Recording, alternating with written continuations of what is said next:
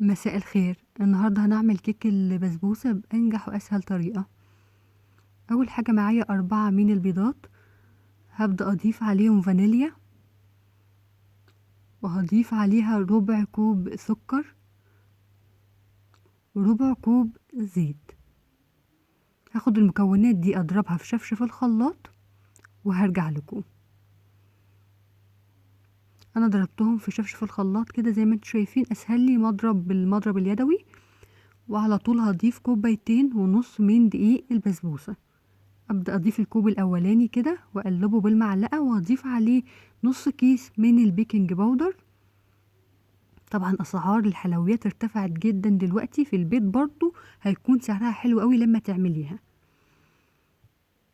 وده الكوب، اخر كوب هضيفه.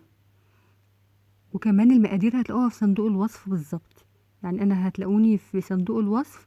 ده نص كوب، اخر حاجه دول 2.5 كوب من دقيق السيمولينا. وزي ما بقول لكم هتلاقوا صندوق الوصف كاتبه فيه كل حاجه. السهم اللي تحت الفيديو بتضغطي عليه بتلاقي المقادير. وبقلب كده بالمعلقه، مش محتاجه مضرب يدوي مني ولا حاجه.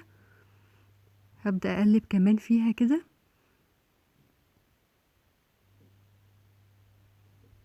سعر البسبوسه ارتفع جامد في المحلات، برضو لو عملتيها في البيت بيكون اوفر ليكي.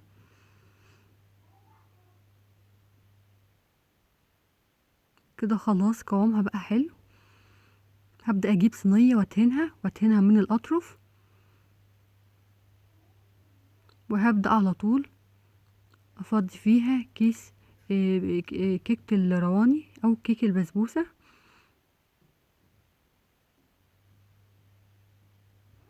بجد طريقتها سهلة وسريعة خالص، وهتطلعي كيكة بسبوسة طعمها حلو قوي، احلى من بتاعة المحلات كمان.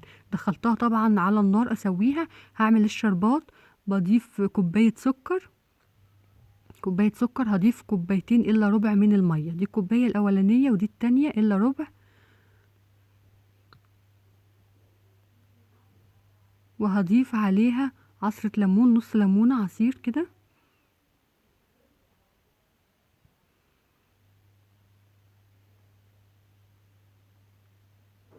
وهبدأ أقلبهم على البارد قبل ما ارفع الشربات على النار. بدوب السكر الأول كده، ومن بداية الغليان 5 دقايق وبتطفي على الشربات بتاعك. البسبوسة طبعا التسوية بتاعتها أنا بكون مسخنة الفرن بتاعت كيك الرواني، وبتدخلها على فرن سخن على الشبكة. بتاخد معاكي ايه يعني من 20 ل25 ل30 دقيقة كده، يعني بتاخد معاكي الوقت ده. لازم أن تكوني مسخنة الفرن كويس، البسبوسة سخنة والشربات يكون بارد. هبدأ أضيف كده. تشربها طبعا، ما تضيفيش غير ايه كل ما بتشرب بتضيفي.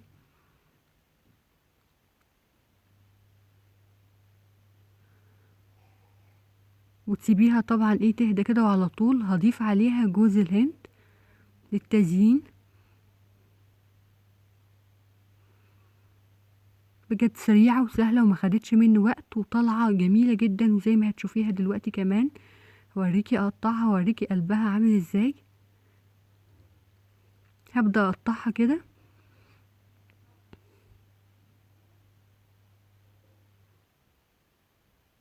انا قطعتها وهبدأ اقدمها في طبق دلوقتي علشان تشوفوها. بصوا طالعة بجد حلوة، الشربات بتاعها مظبوط وزي ما انت شايفة كده.